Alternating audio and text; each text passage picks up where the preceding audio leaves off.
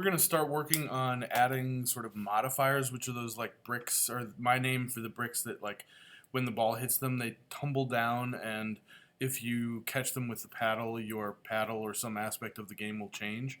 So we are going to make those into like, we're going to use the brick class because most of their behaviors are kind of like the bricks, except they're bricks that just have an additional behavior, like they fall and they change something.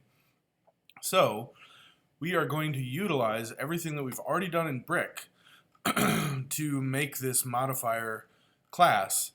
And so the way you do that in programming is it's like this brick class is going to have a baby. And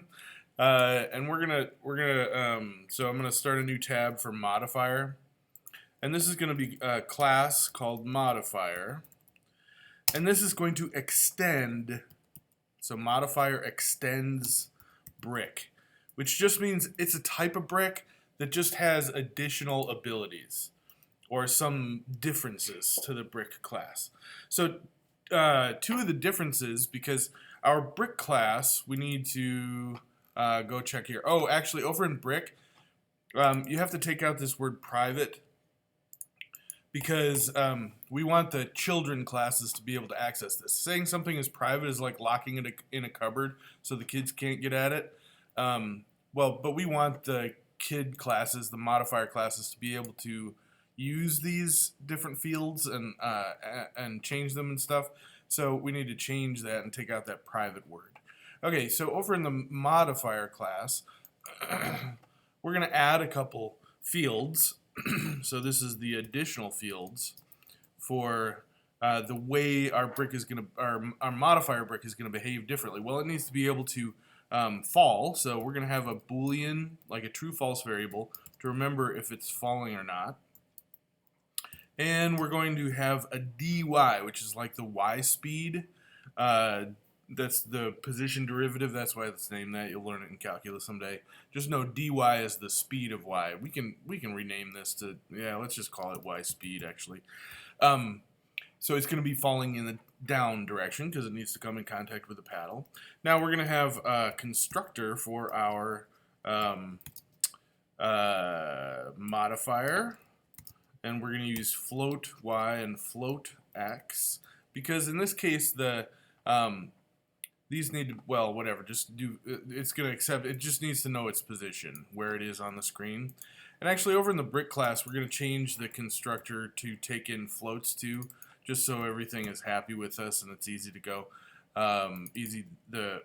ready to go. So instead of taking in integers, whole numbers, it's going to take in a little bit more information, and these will be decimal point variables. So over in the modifier class now, this is a weird word, but it'll make sense, I think. So we just have to say super, which is the parent super constructor. So we're actually going to be calling this constructor to take care of all these things for us. So like we're going to say, hey mom and dad, like would you just handle dealing with all this stuff for us unless I tell you otherwise? They're like, yeah, great, until you're 25 I'll do that or whatever. So over in the modifier class, we're going to say super, handle the x and the y that whomever built me gave me. You just put it where it needs to be.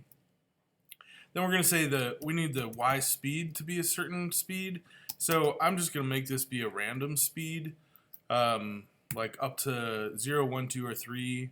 And then, but I don't want it to be no speed, 0. So we're going to add 2 to it. So 2 is the minimum, 5 is the maximum. And and then we're going to set is falling initially to false because we don't want this brick to be falling at first. So we're going to have a method called void set is falling. And this will take in a boolean allowing outside classes to change the status of its whether or not it's falling to true, and we're going to set the modifier classes is falling to whatever is passed in, so outside classes can start and stop the falling of bricks or modifiers. So we're also going to have a method called update, and in the update method, if the brick is falling, the y position equals plus equals the y speed. So it's if is falling, the y plus equals y speed. And how does it have this y? Where does this come from? Because it doesn't have any fields that are y. Well, its parent does. And so we're actually using the sort of, you're my child, you get to inherit all my stuff. So because the parent has a y position, all children have a y position, just like their parents do. Okay, so that, I believe, is all for our kind of modifier generic class. We're going to be making more specific types of this class in just a minute, but this is just sort of the first step.